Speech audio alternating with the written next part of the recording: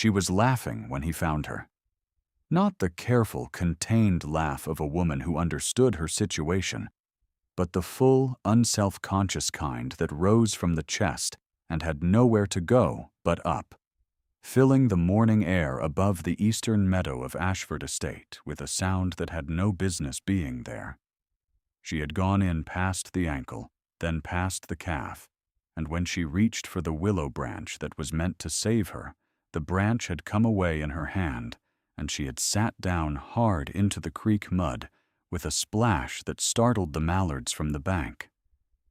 She was sitting in the shallow brown water, with her skirts floating around her and a willow branch across her lap. And she was laughing at herself freely, the way a person laughs when there is no one to perform composure for. She did not know yet that there was someone. He stood at the bank above her, Crispin Hale, the Duke of Ashford, 31 years old and composed as carved stone, looking down at the woman in his creek with an expression she would not have believed if she could have seen it.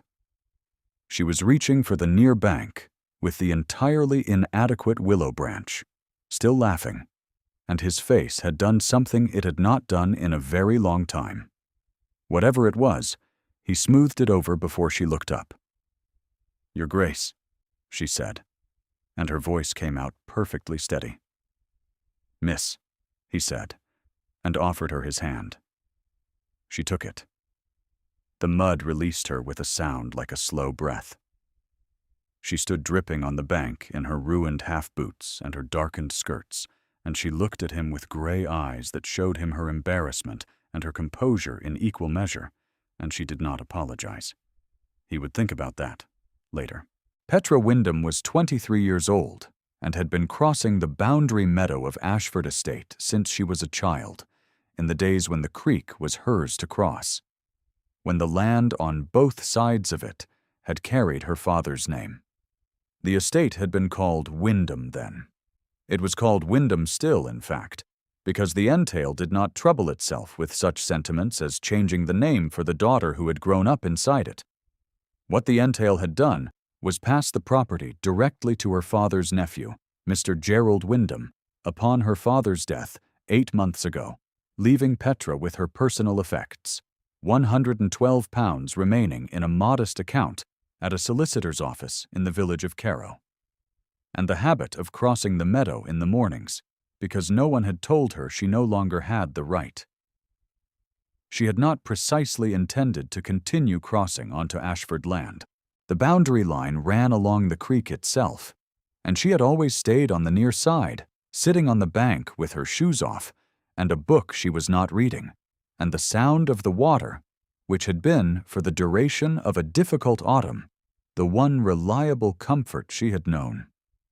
She had crossed because she had reached for something she dropped, a folded handkerchief that had belonged to her mother, and it had caught the current, and she had gone in after it without thinking, and the mud had decided the rest. The handkerchief was dry in her pocket when she walked back across the meadow. The Duke of Ashford watched her go from the bank without saying another word, which she took for dismissal, and which was something else entirely. Her situation, as she had come to understand it over the past 8 months, was this. Gerald held the estate. Gerald was a man of 42, with a habit of referring to money in the same tone other men use to discuss the weather, perpetual and beyond anyone's authority to change. He had informed Petra, in the first week of her bereavement, that the entail was perfectly clear and that she had no legal claim upon the property, which she already knew.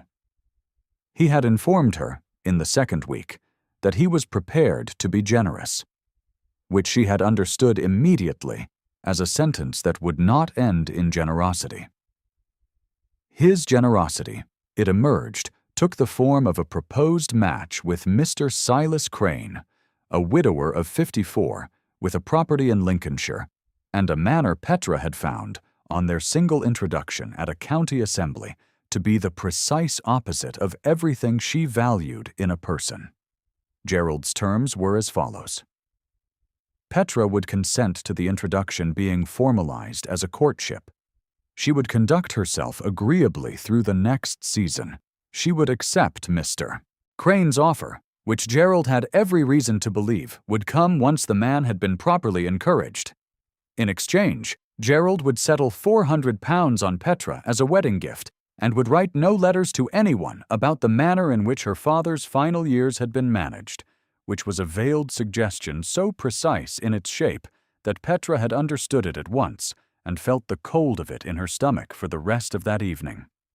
She had not refused outright.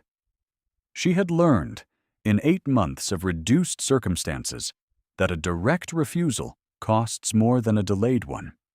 She had taken the small key Gerald pressed into her hand, which he described as the key to her childhood room, now reclassified as a guest room, meaning she might use it when in the neighborhood and dependent on his goodwill. She had kept the key because she had nowhere else to go. She had not, however, sent any warm letter to Mr. Crane, and Gerald knew it. And the season was thinning toward December, and his patience was thinning with it. This was the shape of her days when the Duke of Ashford sent a card to the small rented room she kept in Carow Village. The card was not addressed to Miss Wyndham, dispossessed daughter, reduced circumstances, creek mud. It was addressed to Miss Petra Wyndham, and it informed her, in the measured hand of a man who chose his words as a surgeon chooses his instruments, that the autumn gathering at Ashford Hall would begin on the 14th of November, and that her presence among the assembled guests was expected. She read it twice. She did not flatter herself that she understood it. She arrived at Ashford Hall on the 14th of November, in a gown that had been dark green 3 seasons ago, and was dark green still, serviceable and plain against the shimmer of the other women's dresses. And she stood in the entrance hall, with its candelabras and its warm stone floors, and its smell of wood smoke and dried herbs, and she felt, for exactly 1 moment, that she had come home to a house that had never been hers. Lady Dorothea Hale was waiting in the drawing-room.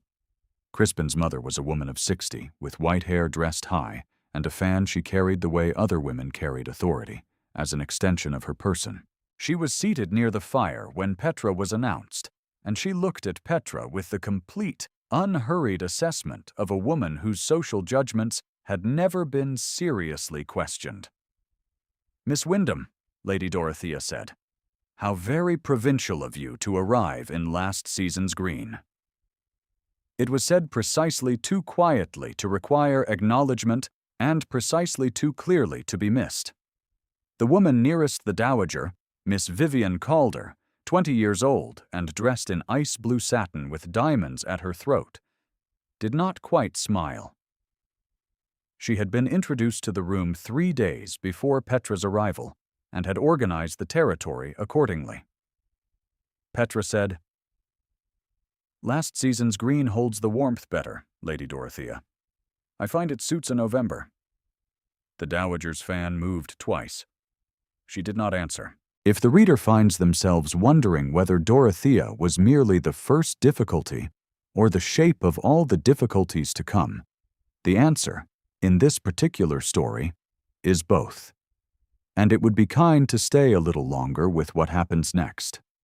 Leave a comment if you have already guessed what the Duke of Ashford was watching from the doorway while his mother spoke.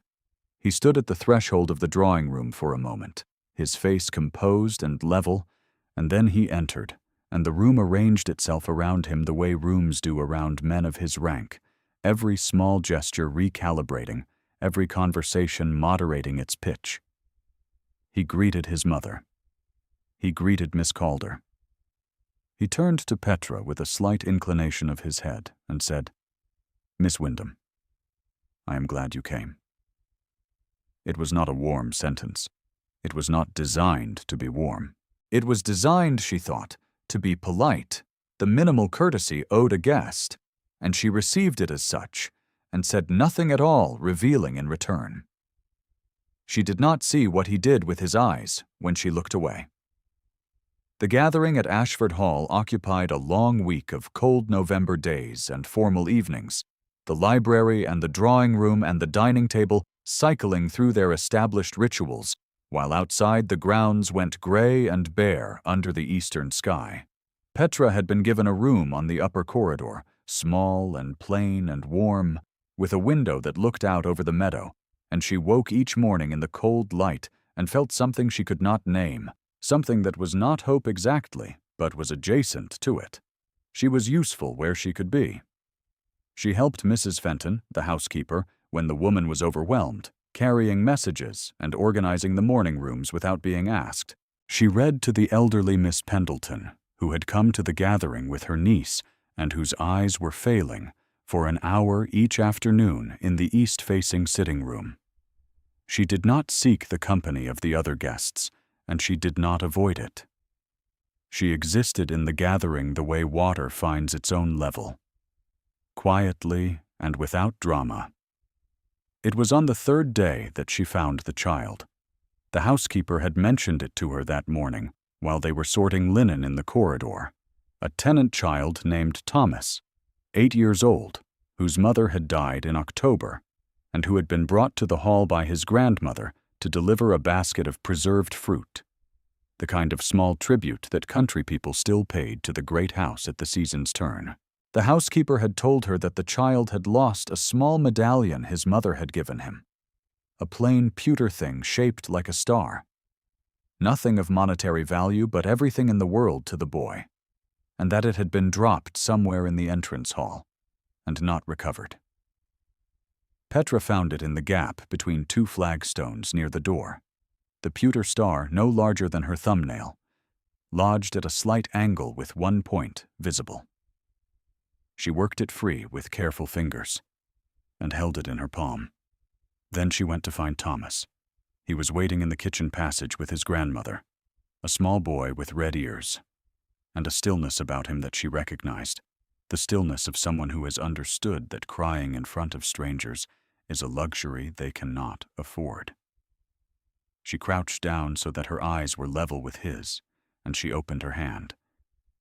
He took the star.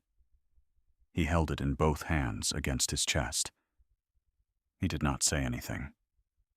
"I know," she said quietly. She did not see the doorway at the end of the kitchen passage, where Crispin stood in his coat with his hat in his hands, having come in from the stables by the rear entrance. She did not see the way he went still when he saw her crouched down in the passage. She did not see his expression, which did something complicated and grieved, and then settled, carefully, back into steadiness. His housekeeper had told him, that same morning, about the lost medallion.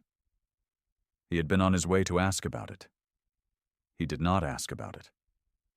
He turned and went back out to the stables, and he stood for a long time in the cold with his hand on his horse's neck, not thinking about anything he would have named aloud. There are things a person does because their character is their character, and the creek had shown him one, and the kitchen passage had shown him another. And the shape of what he was beginning to understand was not a comfortable shape at all. The fourth evening brought a dinner of 14 covers in the long dining room, with candelabras at intervals down the table, and the fire built up against the November cold, and Lady Dorothea seated Miss Calder at Crispin's right hand, with the practiced ease of a woman who has arranged such things so many times they have ceased to feel like arrangements. Petra was placed far enough down the table to be out of the main conversation, between the elderly Sir Arnold Pendleton and Gerald Wyndham, who had arrived that afternoon unannounced and had been accommodated with the smooth efficiency of a household accustomed to managing its guests' expectations. Gerald found her in the first quarter hour. He poured her wine with the solicitousness of a man who is about to say something he knows she will not want to hear, and he said, in a voice pitched for their end of the table, "I have had a letter from Crane. He is coming north for Christmas, and he would like the matter settled before the new year." Petra set down her glass. Then Mr. Crane should settle his own affairs. Petra, Gerald's voice took on its measured quality, the one that meant he had decided not to be pleasant. "You are 23 years old. You have £112 and a rented room in a village. I am offering you a respectable conclusion." "You are offering me Mr. Crane," she said. "Which is a different thing." Gerald looked at her for a moment, and then looked down the table toward Crispin, who was speaking with Miss Calder, and something shifted in his expression. It was brief and cold. "Do not mistake a week's invitation for a prospect," he said. "Whatever you imagine you have found at Ashford Hall is a courtesy extended to a neighbor's daughter. Nothing more." She did not answer him. She picked up her fork and she ate her dinner, and the candles threw long shadows down the table, and Crispin did not look her way once, and she was grateful for it. That night, she sat in her room with the key in her hand. It was a small iron key, old, worn at the bow. Her father had given her a room with a window seat in it and a cherry tree outside the glass, and Gerald had reclassified it as a guest room, and the key was the only thing that remained of a transaction she had never agreed to. She held it, and she thought about Mr. Crane, and she thought about £400, and she thought about her mother's handkerchief, and she thought about the pewter star in Thomas's hands. And she was not, she realized, afraid. She was tired, but she was not afraid. The next day, Lady Dorothea took tea with the women of the party in the blue drawing room, and she arranged them with the ease of long practice around the room's hierarchy, the fire going warmly and the light coming gray from the park. And Vivian Calder sat nearest the hostess, and Petra sat at the window. Miss Pendleton's niece, a kind young woman named Clara, sat beside Petra and offered her a biscuit with genuine warmth, and Petra liked her immediately. The dowager waited until the second cup was poured. "It is kind of Crispin to include so wide a company," she said, and there was nothing in her tone that could be objected to, and everything in her implication that could. "I find it rather touching, the way the neighborhood children cling to Ashford Hall, as though their old acquaintance with the meadows entitles them to the house." She set down her cup. "Though, of course, one must remember that the meadows and the house are not, for everyone, the same inheritance." The room took this in. Clara Pendleton looked at her biscuit. Vivian Calder looked at Lady Dorothea with the quiet gratitude of someone who recognizes an ally making a move on their behalf. "You are right, Lady Dorothea," Petra said pleasantly. "The meadows are a great deal muddier than the house." One or two of the women found something to look at out the window. The dowager's fan moved in a single, controlled arc. "Indeed," she said. "I imagine you know the mud very well." It was the second time, and this time the room heard it, and Petra let the warmth of the fire touch her face, and kept her expression composed, and thought about the creek and the willow branch and the mallards and the fact that she had laughed, and she allowed herself very quietly to be glad of that. Crispin was not in the room. He was in the library, where he sometimes went in the afternoons, and where Petra found herself, by chance or by the geometry of the house, the following morning. She had come for a particular volume she had seen on the shelf 3 days ago, a natural history of English waterways with illustrations she had admired. She did not expect to find him there. He was standing at the window with his back to the room, looking out over the park, and he had not heard her come in. And for a long moment she stood in the doorway and looked at the back of his head and the set of his shoulders, and the fact that he was entirely, absolutely still. Then she noticed the portrait. It hung above the mantelpiece, or rather it hung where a portrait should have hung above the mantelpiece, but it had been turned to face the wall. The frame was visible, the plain dark wood of the back, and around it the lighter rectangle of wallpaper where the image had once faced the room. She did not ask about it. She crossed to the shelf and found her book, and was in the act of leaving when he said, without turning, "There was a boy."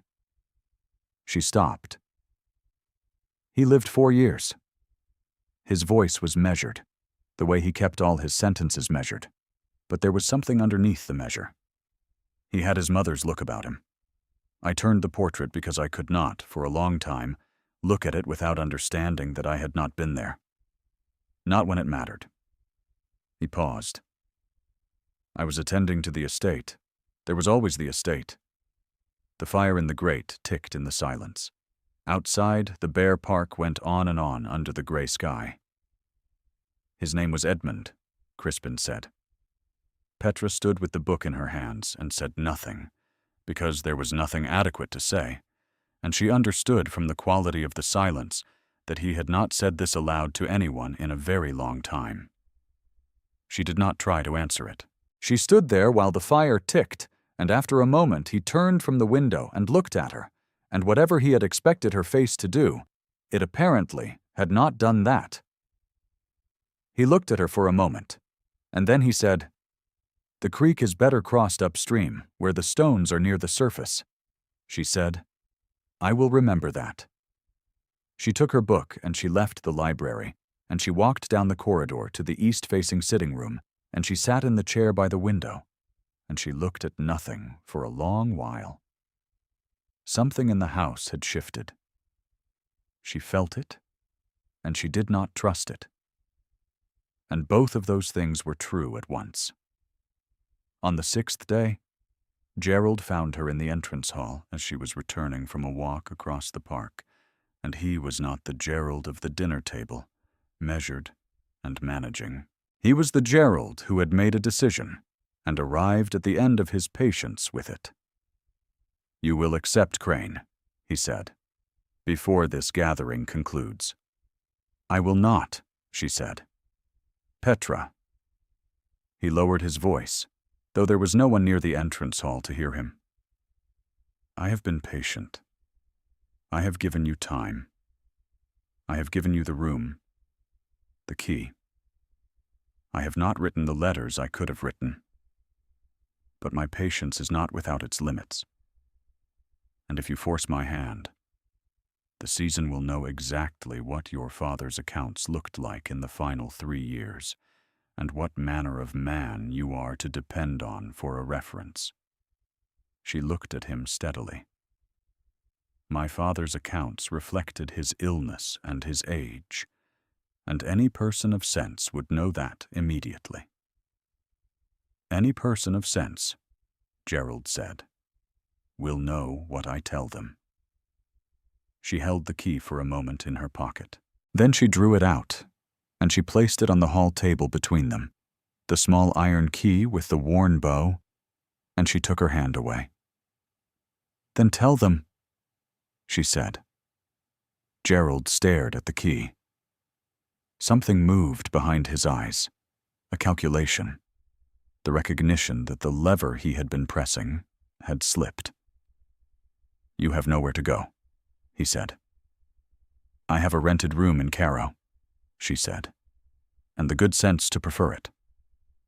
She turned and walked down the corridor toward the staircase, and she did not look back, and her hands were entirely steady, and she was, she found, still not afraid. She was cold. She was alone.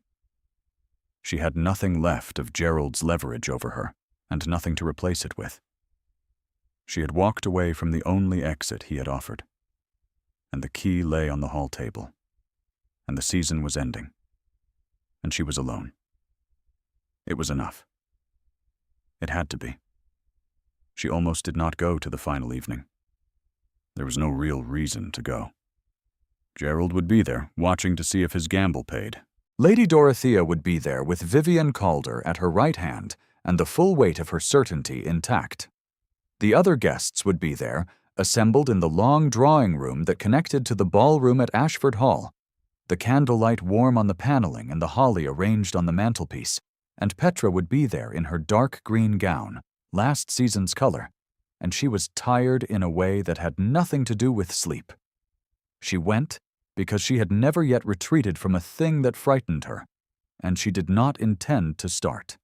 The drawing room was full when she arrived, the conversation at its evening volume, the fire built high, and Lady Dorothea was holding court near the center of the room with Vivian on one side and Gerald on the other.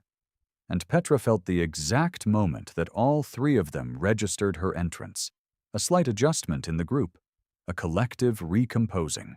She found Clara Pendleton near the window and stood with her and talked about the natural history book and the illustrations of northern waterways, and Clara was warm and attentive and asked good questions, and Petra was grateful for her in the uncomplicated way she had come to be grateful for simple kindness.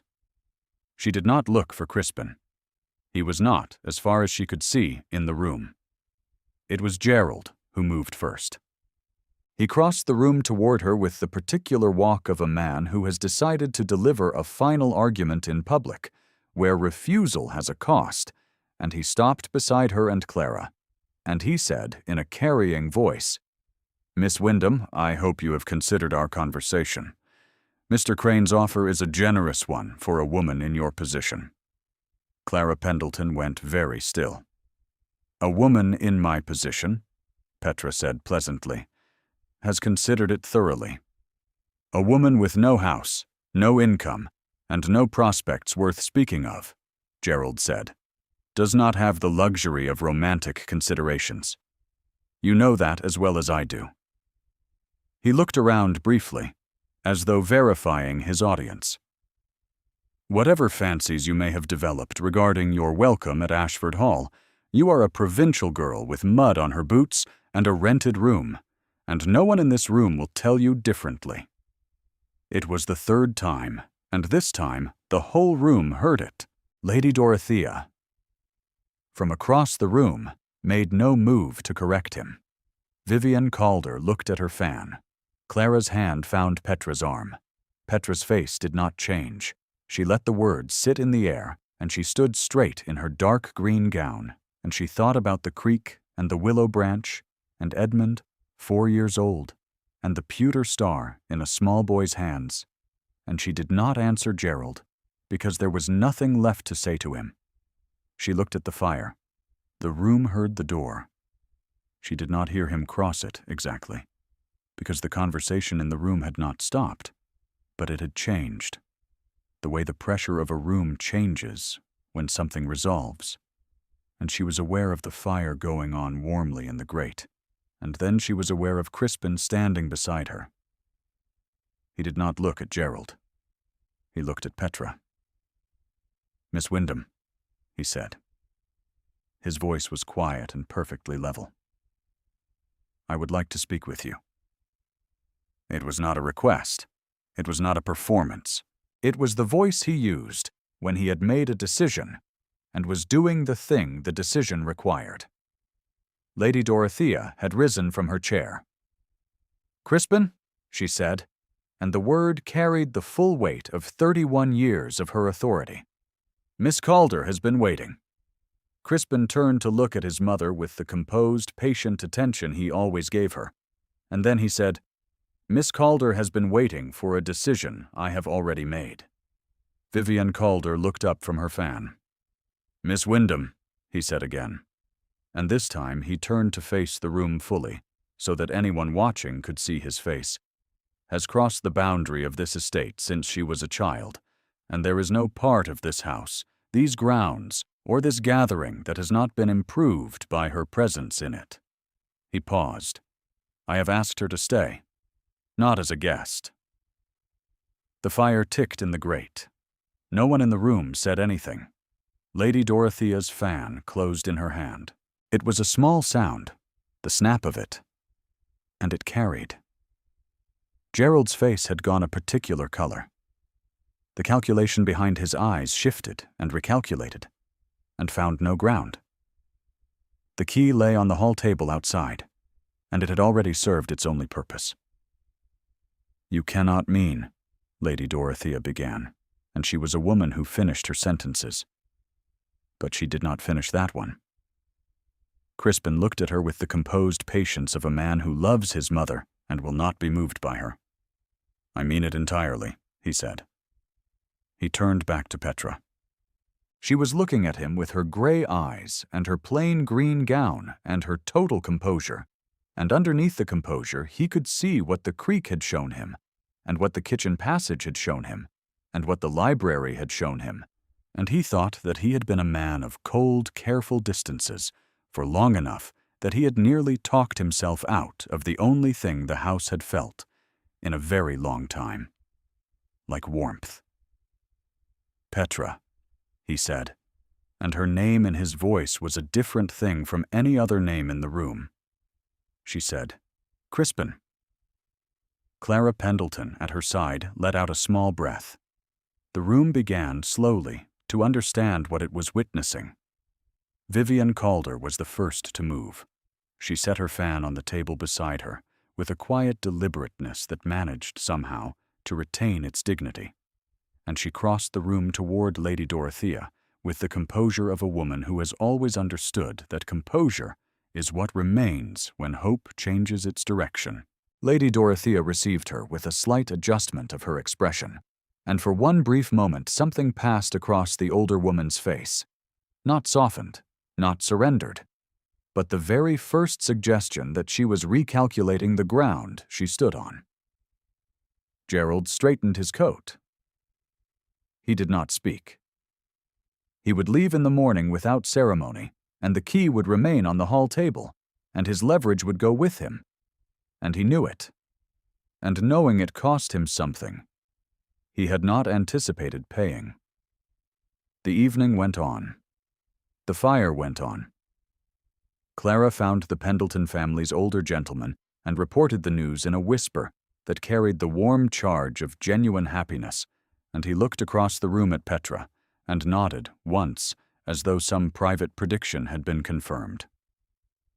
What follows is a different kind of silence.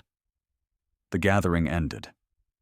The guests departed over the following 2 days, carriages collecting on the drive in the pale December light, and the house settled into its own quiet, the particular quiet of a great house between its seasons, fires banked and corridors cooling, and the park outside going still and white. Snow came on the 3rd day, after, the first of the winter, soft and unhurried, and it lay across the meadow and the boundary creek and the eastern grounds in an even gray-white that made the world look new. The library fire was lit. Petra sat in the chair nearest the window with the natural history book open across her knees, though she had not read a word of it in the past several minutes. The snow outside was the only movement, the slow drift of it past the glass, and the fire behind her was the only sound. She was 23 years old, and she had nothing behind her that she could call settled, and the room was warm. The door opened. Crispin came in carrying 2 cups of tea, which was an entirely ordinary thing, and which he had plainly fetched himself, because no footman would have known to bring them without being asked, and Petra thought that this was perhaps the most eloquent thing she had ever seen him do. He set 1 cup beside her and sat in the chair across the fire with the other. The portrait above the mantelpiece was facing the room. It had been turned sometime in the past 2 days, quietly and without announcement, so that Edmund's face was visible again, a painted child of 4 with dark hair and a serious expression that was unquestionably his father's. Petra looked at it, and then looked at the fire, and she did not say anything, because there are things that do not require saying, and this was one of them. Crispin said, "I imagine the creek will freeze before January." "It usually does," Petra said. "The upstream stones will be covered." "There is a bridge," he said. "Half a mile south. I should have mentioned it in October." She looked at him over her cup. "You were not speaking to me in October." "No," he said. "I was not." The snow went on outside the window. The fire went on in the grate. Somewhere in the house, Mrs. Fenton was overseeing the December provisions, with the steady authority of a woman who has managed a great house through harder seasons than this one, and somewhere in the village of Cairo, Petra's small rented room sat empty, with nothing in it she could not leave behind. She reached into her pocket and found the pewter star. Thomas had pressed it into her hand the morning he left, his grandmother standing behind him with the empty basket. And he had said, in the serious way of a child who has decided something, "For you to keep, so it does not get lost again." She held it in her palm, the small star, no larger than a thumbnail, warm from her pocket.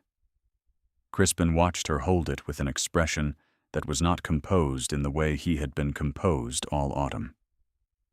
It was something earlier than composure. It was the face of a man who has been, without knowing exactly when it happened, undone. "Stay," he said.